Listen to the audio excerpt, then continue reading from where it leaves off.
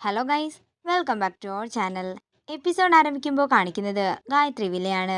ശേഖർ എന്ന് പറയുന്ന സ്റ്റാഫിന്റെ ഇൻഷുറൻസ് ആണ് മെച്ചൂർഡ് ആയിട്ടുള്ളതെന്ന് പറയുമ്പോൾ ഇത് കേട്ട് ഒരു ഞെട്ടലോടെ നിൽക്കുകയാണ് വിശാലും പ്രഭാവതിയും. അദ്ദേഹത്തിന്റെ ഭാര്യയുടെയും മക്കളുടെയും പേര് ഇതിൻ്റെ അകത്തുണ്ടെന്നും എമൗണ്ട് 1 കോടിയാണെന്നും അയാൾ പറയുമ്പോൾ ദേഷ്യത്തോടെ വിശാല ഡോക്യുമെന്റ് വാങ്ങി വലിച്ചു കീറുകയാണ്. നിങ്ങൾ ഈ പറയുന്ന ശേഖർ ഉണ്ടല്ലോ, അയാൾ എൻ്റെ അമ്മയെ കൊന്ന ആളാണ്. ഇത് കേൾക്കുന്ന പാറു വിശാലിനോട് ചോദിക്കുകയാണ്, ശേഖരൻ വിശാൽ സാറിന്റെ അമ്മയെ കൊന്നെന്നോ? ഗായത്രിയമ്മയെ കൊന്നെന്ന് വിശാൽ സാറ് പറയുന്നത് സത്യമാണോ എന്നൊക്കെ പാറു ചോദിക്കുമ്പോഴേക്കും ആ ഡോക്യുമെന്റ് വലിച്ചു കീറി കളയുകയാണ് വിശാൽ. തുടർന്ന് അയാളോടും പുറത്തേക്ക് ഇറങ്ങി പോകാൻ പറഞ്ഞ് ദേഷ്യത്തോടെ വിശാല തന്റെ മുറിയിലേക്ക് പോകുന്നു. പിന്നീട് കാണിക്കുന്നത് പ്രഭാവതിയാണ്. പ്രഭാവതി പ്രതാപനോട് പറയുകയാണ്, ഞാൻ എന്താണെങ്കിലും ഒന്ന് ശരിക്കും പേടിച്ചിരുന്നു അയാൾ എൻ്റെയും മക്കളുടെയും പേര് വിളിച്ചു പറയുമോ എന്ന്. അയാൾ ജയിലിൽ നിന്ന് ഇറങ്ങുമ്പോൾ തന്നെ അയാളുടെ കഥ തീർക്കാമെന്ന് നീ പറഞ്ഞിട്ട് എന്തായി പ്രതാപ എന്ന് പ്രഭാവതി ചോദിക്കുമ്പോൾ പ്രതാപൻ പറയുകയാണ്, ചേച്ചി എനിക്ക് തോന്നുന്നത് മിക്കവാറും അവൾ ആ ശേഖറിന്റെ പിന്നാലെ പോയി കാര്യങ്ങളെല്ലാം കണ്ടെത്തുമെന്ന. കൂടിപ്പോയാ അവൾ എവിടം വരെ പോകാനാ പ്രതാപ എന്ന് പ്രഭാവതി ചോദിക്കുന്നു. കൂടാതെ അയാൾ ജയിലിൽ നിന്ന് ഇറങ്ങിയാലേ ആദ്യം കാണാൻ വരുന്നത് നമ്മളെ ആയിരിക്കും പ്രതികാരം തീർക്കാൻ വേണ്ടിയിട്ട്. പക്ഷേ അയാൾ ജയിലിൽ നിന്ന് ഇറങ്ങിയാലേ പിന്നെ അയാളുടെ ഒരു പൊടി പോലും അവശേഷിക്കാൻ പാടില്ല. അയാളെ അപ്പാടങ്ങ് തീർത്ത് കളഞ്ഞേക്കണം. നമുക്ക് എന്താണെങ്കിലും ഇപ്പോൾ ആ വക്കീലിൻ്റെ അടുത്ത് വരെ ഒന്ന് പോയിട്ട് വരാമെന്ന് പറഞ്ഞ് പ്രഭാവതി പ്രതാപനെയും കൂട്ടിക്കൊണ്ട് അവിടെ നിന്ന് പോവുകയാണ്. പിന്നീട് കാണിക്കുന്നത് പാറു തൂത്തുവാരിക്കൊണ്ടിരിക്കുമ്പോൾ ശേഖറിൻ്റെ പഴയ കാലത്തെ ഒരു ഫോട്ടോ പാറുവിൻ്റെ അടുത്തേക്ക് പറന്നു വരുന്നതാണ്. പാറു ആ ഫോട്ടോയും പിടിച്ചുകൊണ്ട് നിൽക്കുമ്പോൾ അങ്ങോട്ടേക്ക് വരുന്ന പല്ലവി ചോദിക്കുകയാണ്, ആരുടെ ഫോട്ടോയാടി ചേച്ചി നിന്റെ കയ്യിലിരിക്കുന്നത്?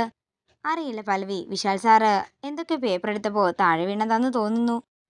ഇത് കേൾക്കുന്ന പല്ലവി പറയുകയാണ്, നീ എന്തിനാ ആരുടെയെങ്കിലും ഒക്കെ ഫോട്ടോയും കൊണ്ട് നടക്കുന്നത്? എൻ്റെ പല്ലവി, അതിപ്പോൾ ഇവിടെ നിന്ന് കിട്ടിയതാന്ന് ഞാൻ നിന്നോട് പറഞ്ഞില്ലേ. നീ പോയിക്കേ.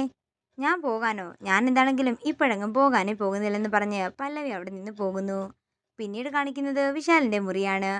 പണ്ട് ശേഖരൻ ചെയ്ത കാര്യങ്ങളെല്ലാം വിശാല് ഓർക്കുകയാണ്.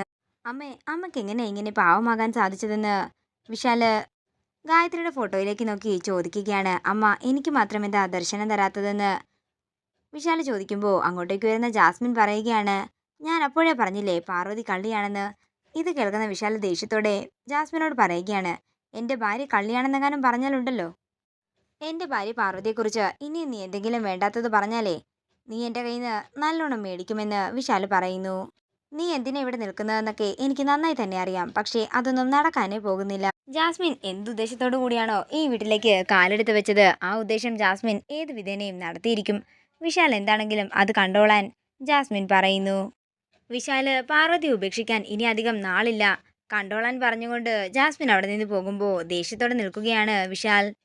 പിന്നീട് കാണിക്കുന്നത് ജാസ്മിൻ താഴേക്ക് ഇറങ്ങി ചെല്ലാനിരുങ്ങുമ്പോൾ അങ്ങോട്ടേക്ക് വിപിൻ വരികയും ജാസ്മിൻ കാല് തെറ്റി താഴേക്ക് വീഴാൻ പോവുകയും ചെയ്യുന്നു. പെട്ടെന്ന് വിപിൻ പല്ലവിയെ താങ്ങി പിടിക്കുമ്പോൾ ആ കാഴ്ച കണ്ടുകൊണ്ട് അങ്ങോട്ടേക്ക് വരുന്ന പല്ലവി ഒരു ഞെട്ടലോടെ രണ്ടുപേരെയും നോക്കുകയാണ്. വിപിൻ സാർ എന്താണെങ്കിലും കാണിച്ചത് മോശമായി പോയി, ഇങ്ങനെയൊന്നും ചെയ്യുമെന്ന് ഞാൻ കരുതിയില്ലെന്ന് വിപിൻ പറയുമ്പോൾ ജാസ്മിൻ പറയുകയാണ്, നീയും നിന്റെ ചേച്ചിയെപ്പോലെ താഴ്ന്ന ചിന്താഗതിക്കാരിയല്ലേ, അതുകൊണ്ടാ ഇങ്ങനെയൊക്കെ പറയുന്നത്. ഇനി എന്നെക്കുറിച്ച് എന്തെങ്കിലും അനാവശ്യം പറഞ്ഞാൽ നിന്റെ പല്ലടിച്ച് ഞാൻ താഴെയിടുമെന്ന് പറഞ്ഞ് ജാസ്മിൻ അവിടെ നിന്ന് പോകുമ്പോൾ വിപിനും അവിടെ നിന്ന് പോവുകയാണ്. തുടർന്ന് ദേഷ്യത്തോടെ നിൽക്കുന്ന പല്ലവിയെ കാണിച്ചുകൊണ്ട് ഇന്നത്തെ എപ്പിസോഡ് ഇവിടെ തീരുകയാണ്. വീഡിയോ ഇഷ്ടമായെങ്കിൽ മറക്കാതെ ലൈക്ക് ചെയ്യുക, ഷെയർ ചെയ്യുക, കമൻറ്റ് ചെയ്യുക. കൂടുതൽ സീരിയൽ അപ്ഡേറ്റ്സിനായി മറക്കാതെ സബ്സ്ക്രൈബ് ചെയ്യുക നയൻസ് ക്രിയേഷൻസ്.